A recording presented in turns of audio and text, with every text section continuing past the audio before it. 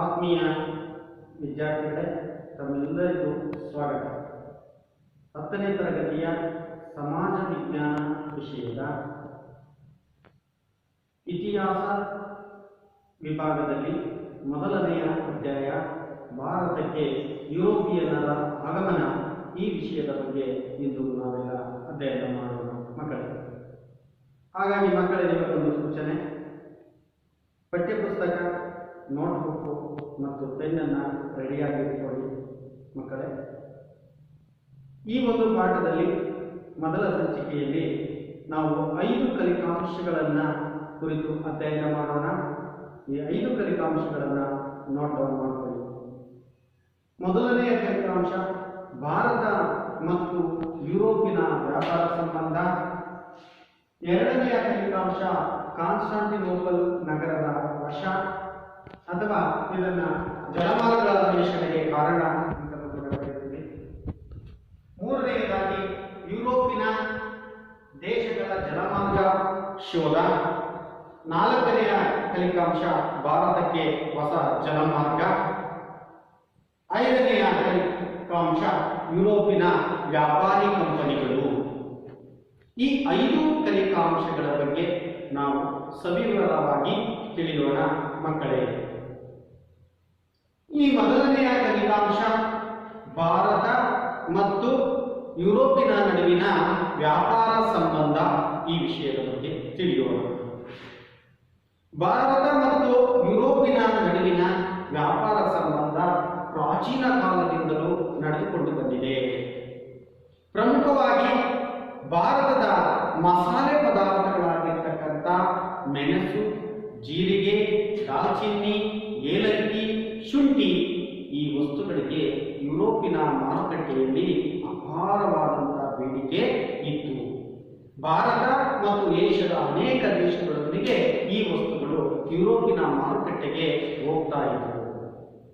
ಈ ಒಂದು ವ್ಯಾಪಾರದಲ್ಲಿ ಅರಬ್ ವರ್ತಕರು ಏಷ್ಯಾದಿಂದ ಸರಕುಗಳನ್ನ ಕೊಳ್ಳುತ್ತಾ ಇದ್ರು.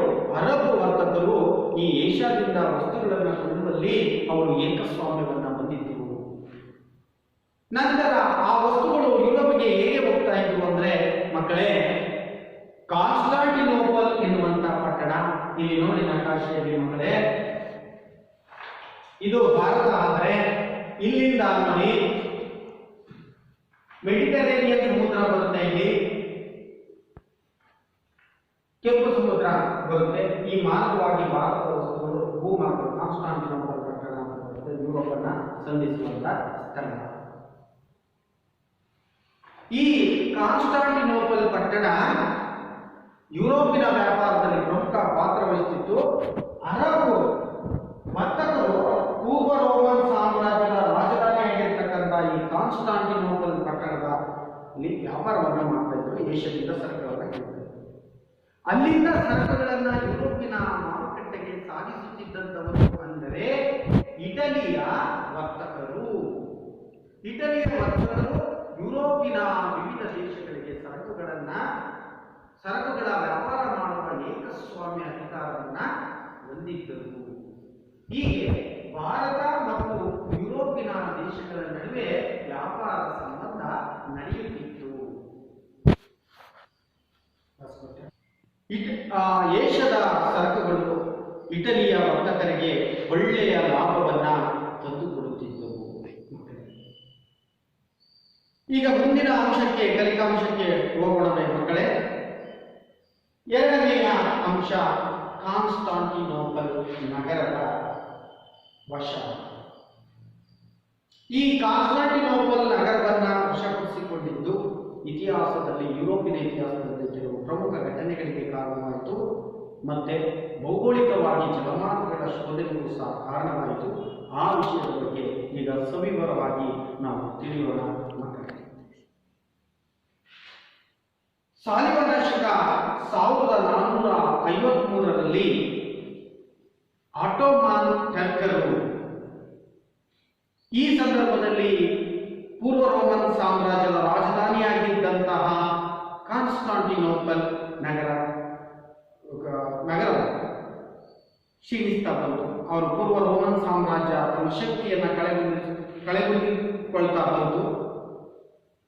ಆಗ ಈ ಒಂದು ಅವಕಾಶವನ್ನು ಸದುಪಯೋಗಪಡಿಸಿಕೊಂಡಂತ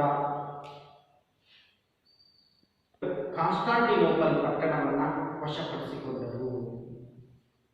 ಕಾನ್ಸ್ಟಾಂಟಿನೋಪಲ್ ಇದರಿಂದಾಗಿ ಈ ನಗರವನ್ನು ಸಂಧಿಸುವ ಎಲ್ಲ ಮಾರ್ಗಗಳು ಟರ್ಕರ ನಿಯಂತ್ರಣಕ್ಕೆ ಒಳಪಟ್ಟವು.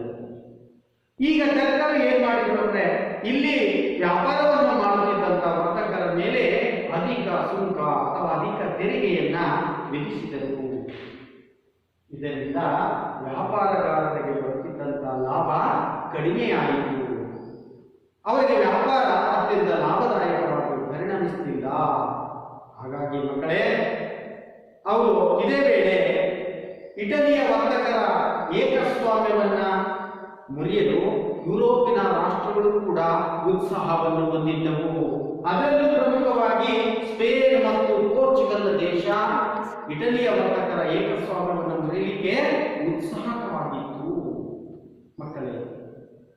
ಹಾಗಾಗಿ ಪೋರ್ಚುಗಲಿನ ಮತ್ತು ಸ್ಪೇನಿನ ರಾಜರುಗಳು ಹೊಸ ನಾವಿಕರಿಗೆ ಜಲಮಾರ್ಗಗಳ ಶೋಧನೆ ಮಾಡಲಿಕ್ಕೆ ಬೇಕಾದಂತಹ ಪ್ರೋತ್ಸಾಹಗಳನ್ನ ನೀಡಿದರು.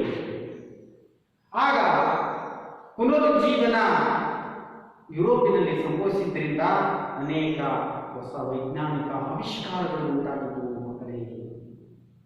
ಈ ಜಲಮಾರ್ಗಗಳ ಶೋಧನೆಗೆ ಬೇಕಾಗಿರ್ತಕ್ಕಂಥ ಹೊಸ ವೈಜ್ಞಾನಿಕ ಆವಿಷ್ಕಾರಗಳು ಯಾವ್ಯಾವು ಅಂದರೆ ದಿಕ್ಸೂಚಿ, ಅಸ್ಟ್ರೋಲೈಟ್ ಮಾಪನ ಅಂದ್ರೆ ನಕ್ಷತ್ರಗಳ ಉನ್ನತಿಯನ್ನ ಅಳಿತಕ್ಕಂಥ ಮಾಪನ. ಅದೇ ರೀತಿ ಸಿಡಿಮದ್ದು, ಅವರು ಹೊರ ಪ್ರಪಂಚದಲ್ಲಿ ಬೇರೆ ದೇಶಕ್ಕೆ ಹೋದಾಗ ತಮ್ಮ ಆತಂಕದಿಂದ ಭಯವನ್ನ ಹೋಗಲಾಡಿಸಿಕೊಳ್ಳುತ್ತೆ ಸಿಡಿಮದ್ದುಗಳು ಅವರಿಗೆ ರಕ್ಷಣೆಗೆ ಸಹಕಾರಿಯಾಗುತ್ತದೆ. ಈ ಜೊತೆಗೆ ಈ ಹೊಸ ಆವಿಷ್ಕಾರಗಳು ನಾವಿಕರಿಗೆ ಸಹಾಯಕವಾಯಿತು. ಈ ಎಲ್ಲ ಅಂಶಗಳು ಹೊಸ ಜಲಮಾರ್ಗಗಳ ಶೋಧನೆಗೆ ಕಾರಣವಾಯಿತು. ಮಕ್ಕಳೇ, ಈಗ ಮೂರನೆಯ ಅಂಶ ಭಾರತಕ್ಕೆ ಹೊಸ ಜಲಮಾರ್ಗ. ನಾವು ಈಗಾಗಲೇ ತಿಳ್ಕೊಂಡ್ವಿ. ಮೂರನೆಯ ಅಂಶದಲ್ಲಿ ನಾವಿಕರು ಜಲಮಾರ್ಗಗಳ ಶೋಧನೆಗೆ ಪ್ರೋತ್ಸಾಹ ಸಿಕ್ಕಿದ್ರಿಂದ ಅವರು ಕಂಡುಹಿಡಿದರು. ಈಗ ಭಾರತಕ್ಕೆ ಹೊಸ ಜಲಮಾರ್ಗವನ್ನ ಹೇಗೆ ಯಾರು ಕಂಡುಹಿಡಿದರು ಅನ್ನೋದನ್ನ ನೋಡೋಣ ಮಕ್ಕಳೇ. ಲಿಸ್ಟನ್ ಇಂದ ಹೊರಟಂತ ಪೋರ್ಚುಗಲ್ ನಾವಿಕ ಯಾರು ಮಕ್ಕಳೇ? ವಾಸ್ಕೋ ಡ ಗಾಮಾ. ಈ ವಾಸ್ಕೋ ಡ ಗಾಮಾ 1498ರಲ್ಲಿ ಪಶ್ಚಿಮ ಕರಾವಳಿಯ ಕಲ್ಲಿಕೋಟೆಯ ಕಾಪಡ್ ಎನ್ನುವಂತಹ ಸ್ಥಳಕ್ಕೆ ಬಂದಿಳಿದ. ವಾಸ್ಕೋ ಡ ಗಾಮನ ಹೀಗಾಗಿ ಭಾರತಕ್ಕೆ ಹೊಸ ಜಲಮಾರ್ಗವನ್ನು ಮೊಟ್ಟ ಮೊದಲಿಗೆ ಕಂಡುಹಿಡಿದ. ಹೀಗಾಗಿ ಅನೇಕ ವರ್ಷಗಳ ಕಾಲ ಈ ಮಾರ್ಗ ಭಾರತ ಮತ್ತು ಯುರೋಪಿನೊಂದಿಗೆ ವ್ಯಾಪಾರ ನಡೆಯುವಂತಹ ಪ್ರಮುಖ ಮಾರ್ಗವಾಗಿ ಮಾರ್ಪಟ್ಟಿತು. ಹೀಗೆ ಭಾರತದೊಂದಿಗೆ ಮತ್ತೆ ಬಹು ವ್ಯಾಪಾರವನ್ನ ಸೃಷ್ಟಿಸುವಲ್ಲಿ ಅಥವಾ ಸ್ಥಾಪಿಸುವಲ್ಲಿ ವಾಸ್ಕೋ ಡಿ ಗಾಮಾ ಪ್ರಮುಖ ಪಾತ್ರ ವಹಿಸಿದ. ಯುರೋಪಿಯನ್ನರಲ್ಲಿ ಈ ಪೋರ್ಚುಗೀಸರು ಮೊಟ್ಟ ಮೊದಲಿಗರು. ಭಾರತಕ್ಕೆ ಜಲಮಾರ್ಗವನ್ನ ಕಂಡುಹಿಡಿದವರಲ್ಲಿ ಪೋರ್ಚುಗೀಸರು ಮೊದಲಿಗರಾಗಿದ್ದಾರೆ. ವಿದ್ಯಾರ್ಥಿಗಳೇ, ಈಗ 5ನೆಯ ಫಲಿತಾಂಶ ಯುರೋಪಿನ ವ್ಯಾಪಾರಿ ಕಂಪನಿಗಳು. ಪೋರ್ಚುಗೀಸರು ಭಾರತಕ್ಕೆ ಜಲಮಾರ್ಗವನ್ನ ಕಂಡುಹಿಡಿದ ನಂತರ ಯುರೋಪಿನ ಇತರೆ ರಾಷ್ಟ್ರಗಳು ಪ್ರೋತ್ಸಾಹವನ್ನು ಈ ಪೋರ್ಚುಗೀಸರಿಂದ ಪ್ರೇರಣೆಗೊಂಡಂತಹ ಯುರೋಪಿನ ಇತರೆ ರಾಷ್ಟ್ರಗಳು ಡಚ್ಚರು, ಇಂಗ್ಲಿಷರು ಮತ್ತು ಫ್ರೆಂಚರು ಇದೇ ಮಾರ್ಗವನ್ನು ಅನುಸರಿಸಿಕೊಂಡು ಭಾರತಕ್ಕೆ ಬಂದು ಇಲ್ಲಿ ಬಂದ ಮೇಲೆ ಭಾರತ ಮತ್ತು ಯುರೋಪಿನ ಮೇಲೆ ಸಾಕಷ್ಟು ಪರಿಣಾಮಗಳನ್ನು ಬೀರಿತು. ಇದು ಯುರೋಪಿನ ಒಂದು ವ್ಯಾಪಾರದ ಮೇಲೂ ಕೂಡ ಮಹತ್ತರವಾದಂತಹ ಬದಲಾವಣೆಯನ್ನು ತಂತು. ಈಗ ಮೊದಲನೇದಾಗಿ ನೋಡೋಣ. ಈಗ ಪೋರ್ಚುಗೀಸರು ನಮ್ಗೆ ಈಗಾಗಲೇ ತಿಳಿದಿರುವಂತೆ ಭಾರತಕ್ಕೆ ಮೊಟ್ಟ ಮೊದಲು ಜಲಮಾರ್ಗವನ್ನ ಕಂಡುಹಿಡಿದಂಥವರು ಎಂದರೆ ಪೋರ್ಚುಗೀಸರು. ಆ ಪೋರ್ಚುಗೀಸ್ ನಾವಿಕ ವಾಸ್ಕೋ ಡ ಗಾಮ.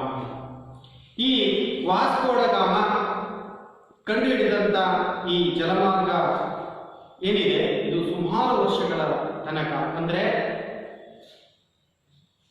ಈ ಸುಯೆಜ್ ಕಾಲುವೆಯ ನಿರ್ಮಾಣವಾಗುವವರೆಗೂ ವಾಸ್ಕೋ ಡ ಗಾಮ ಕಂಡುಹಿಡಿದಂತಹ ಈ ಜಲಮಾರ್ಗದ ಮೂಲಕವೇ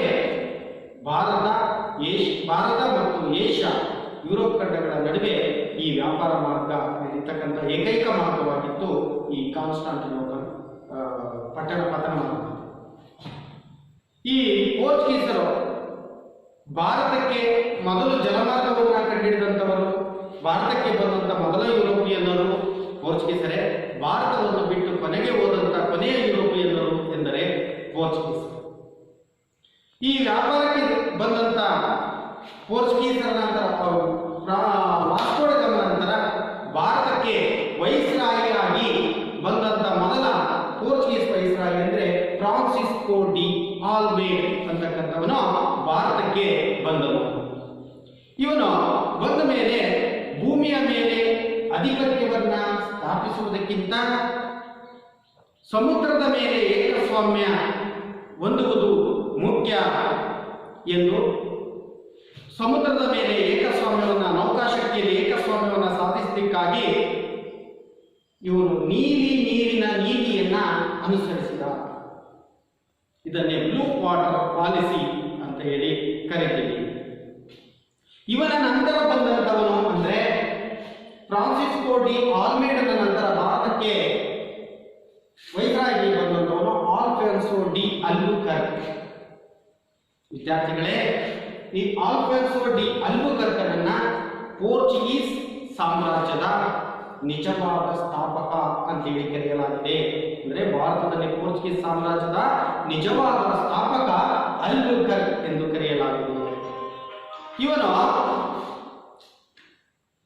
ಸಾಮಾನ್ಯ ಶಕ ವರ್ಷ 1510ರಲ್ಲಿ ಬಿಜಾಪುರದ ಸುಲ್ತಾನನಿಂದ ಗೋವಾವನ್ನು ಗೆದ್ದುಕೊಂಡು ಪೋರ್ಚುಗೀಸರ ಆಡಳಿತದ ಪ್ರಮುಖ ಕೇಂದ್ರವನ್ನಾಗಿ ಮಾಡಿದನು.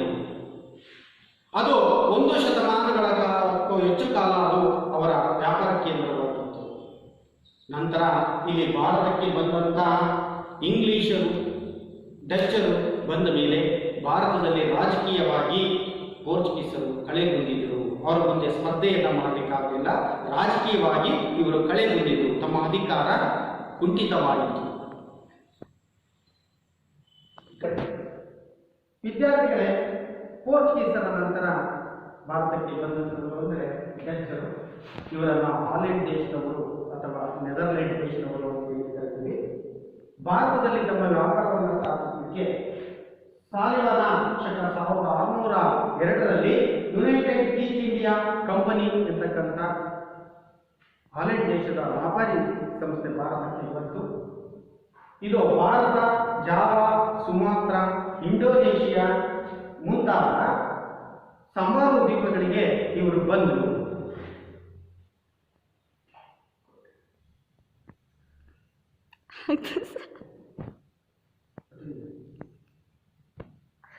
ಈಗ ವಿದ್ಯಾರ್ಥಿಗಳೇ, ಇಂಗ್ಲಿಷರು, ಡಚ್ಚರ ನಂತರ ಭಾರತಕ್ಕೆ ಬಂದವರು ಅಂದರೆ ಇಂಗ್ಲಿಷರು.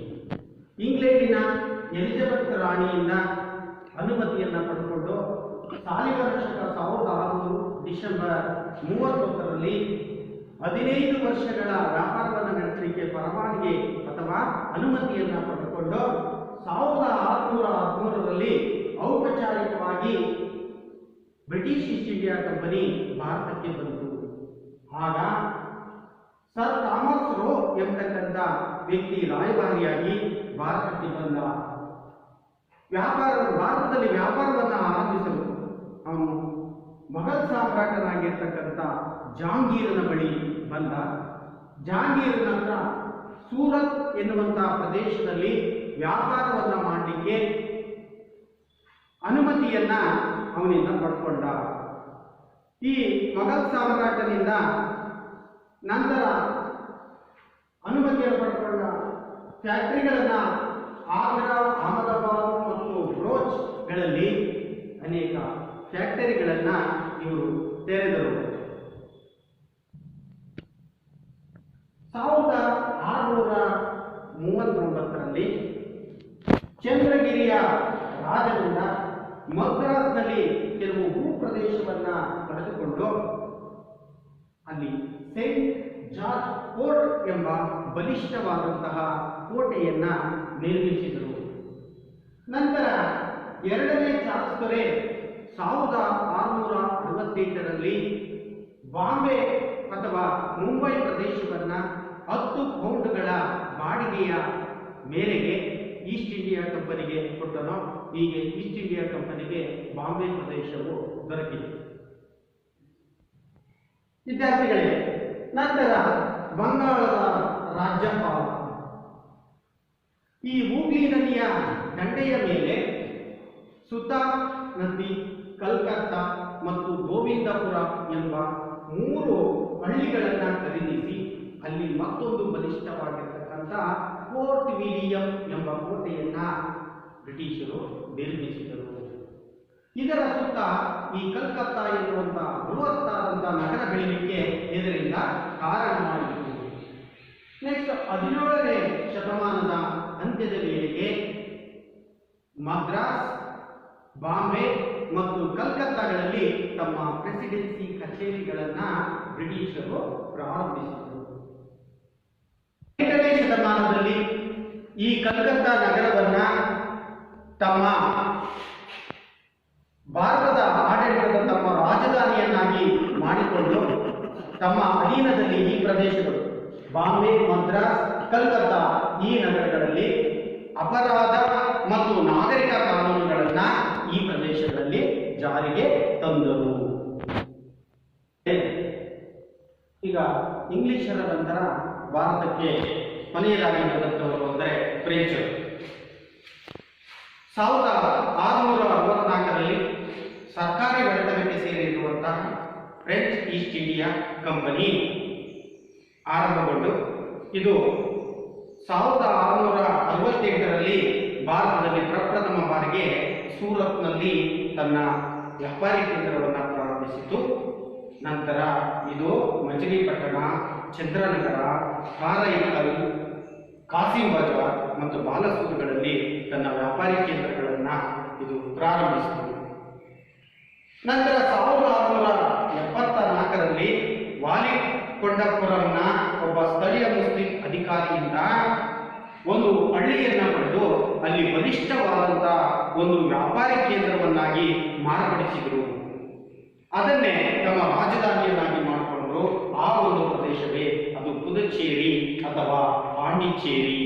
ಇದು ಭಾರತದಲ್ಲಿ ಫ್ರೆಂಚರು ಭಾರತವನ್ನು ಬಿಟ್ಟು ಹೋಗುವವರೆಗೂ ಕೊನೆಯವರೆಗೂ ಕೂಡ ಪಾಂಡಿಚೇರಿಯೇ ಅವರ ರಾಜಧಾನಿಯಾಗಿತ್ತು. 1740ರಲ್ಲಿ ಈ ಪಾಂಡಿಚೇರಿಯ ಗವರ್ನರ್ ಆಗಿ ಭಾರತಕ್ಕೆ ಡೂಪ್ಲೆ 1746ರಲ್ಲಿ ಬಂದ. ಈ ಮಹತ್ವಾಕಾಂಕ್ಷಿ ಅಧಿಕಾರಿ ಡೂಪ್ಲೆ ಫ್ರೆಂಚರ ಅತ್ಯಂತ ಮಹತ್ವಾಕಾಂಕ್ಷಿ ದೊರೆ. ದಕ್ಷಿಣ ಭಾರತದಲ್ಲಿ ಫ್ರೆಂಚರ ಅಧಿಪತ್ಯವನ್ನು ಸ್ಥಾಪಿಸಲು ಇವನು ಹವಣಿಸಿದನು. ಹಾಗಾಗಿ ಇಲ್ಲಿ ಇಂಗ್ಲಿಷರೊಡನೆ ಸಂಘರ್ಷಕ್ಕೆ ಇಳಿಯಬೇಕಾಯಿತು. ಇದು ಕರ್ನಾಟಿಕ್ ಯುದ್ಧಕ್ಕೆ ಕಾರಣವಾಯಿತು. ಮುಂದಿನ ಸಂಚಿಕೆಯಲ್ಲಿ ವಿದ್ಯಾರ್ಥಿಗಳೇ ಕರ್ನಾಟಿಕ್ ಯುದ್ಧಗಳ ಬಗ್ಗೆ ನಾವು ತಿಳ್ಕೊಳ್ಳೋಣ. ಮಕ್ಕಳೇ, ಇಲ್ಲಿಯವರೆಗೂ ಈ 5 ಕಲಿಕಾಂಶಗಳ ಬಗ್ಗೆ ತಿಳ್ಕೊಂಡಿದ್ದೀರಾ? ಇವನ್ನ ಈಗ ನಿಮ್ಮ ನೋಟ್ಬುಕ್ ತಗೊಂಡು ನಾನು ಕೊಡ್ತಕ್ಕಂಥ ಮೌಲ್ಯಮಾಪನದ ಪ್ರಶ್ನೆಗಳನ್ನ ಬರ್ಕೋಬೇಕು. ಇದಕ್ಕೆ ಉತ್ತರವನ್ನ ನೀವು ಬರೀಬೇಕು. ಮೌಲ್ಯಮಾಪನದ ಪ್ರಶ್ನೆಗಳು: 1ನೇದು, ಭಾರತದ ಯಾವ ಸರಕುಗಳಿಗೆ ಯುರೋಪಿನಲ್ಲಿ ಅಪಾರವಾದ ಬೇಡಿಕೆ ಇತ್ತು? ಬರ್ಕೊಂಡ್ರ ಮಕ್ಕಳೇ? 2ನೆಯ ಪ್ರಶ್ನೆ, ಮಧ್ಯಕಾಲದಲ್ಲಿ ಭಾರತ ಮತ್ತು ಯುರೋಪಿನ ನಡುವಿನ ವ್ಯಾಪಾರ ಹೇಗೆ ನಡೆಯುತ್ತಿತ್ತು?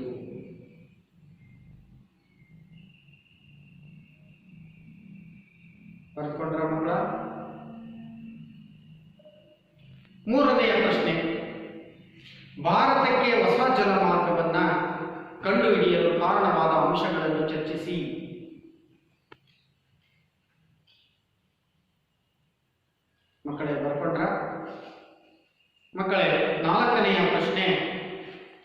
ಸಾಗರಯಾನ ಮಾಡಲು ಸಹಾಯಕವಾದಂತಹ ವೈಜ್ಞಾನಿಕ ಸಲಕರಣೆಗಳಾದವು.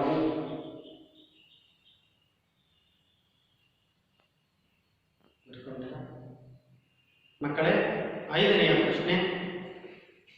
ವಾಸ್ಕೋಡಿ ಗಾಮನು ಭಾರತ ಮತ್ತು ಯುರೋಪಿನ ನಡುವೆ ವ್ಯಾಪಾರವನ್ನು ಪುನರ್ ಸ್ಥಾಪಿಸಿದನು ಎಂದು ಹೇಗೆ ಹೇಳುತ್ತೀರಿ?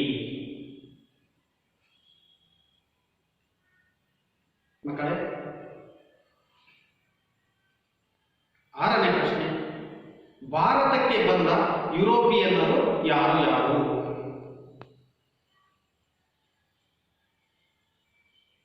ಮಕ್ಕಳೇ, 7ನೆಯ ಪ್ರಶ್ನೆ. ನೀರಿನ ನೀತಿ ಎಂದರೇನು? ಅಥವಾ ಬ್ಲೂ ವಾಟರ್ ಪಾಲಿಸಿ ಎಂದರೇನು? ಇದನ್ನು ಜಾರಿಗೆ ತಂದವರು ಯಾರು? ಮಕ್ಕಳೇ, ಕೊನೆಯದಾಗಿ 8ನೆಯ ಪ್ರಶ್ನೆ. ಡಚ್ಚರು ಭಾರತದ ವ್ಯಾಪಾರವನ್ನು ಇಂಗ್ಲಿಷರು ಮತ್ತು ಡಚ್ಚರಿಗೆ ಬಿಟ್ಟುಕೊಡಲು ಕಾರಣವೇನು? ಮಕ್ಕಳೇ, ಈ 8 ಪ್ರಶ್ನೆಗಳಿಗೆ ನೀವು ಉತ್ತರವನ್ನು ಬರೆಯಿರಿ. ಮುಂದಿನ ಸಂಚಿಕೆಯಲ್ಲಿ ಮುಂದಿನ ಭಾಗವನ್ನು ಅಧ್ಯಯನ ಮಾಡೋಣ. ಇಲ್ಲಿಯವರೆಗೂ ಪಾಠವನ್ನು ವೀಕ್ಷಿಸಿದಂತ ಎಲ್ಲ ಮಕ್ಕಳಿಗೂ ಧನ್ಯವಾದಗಳು.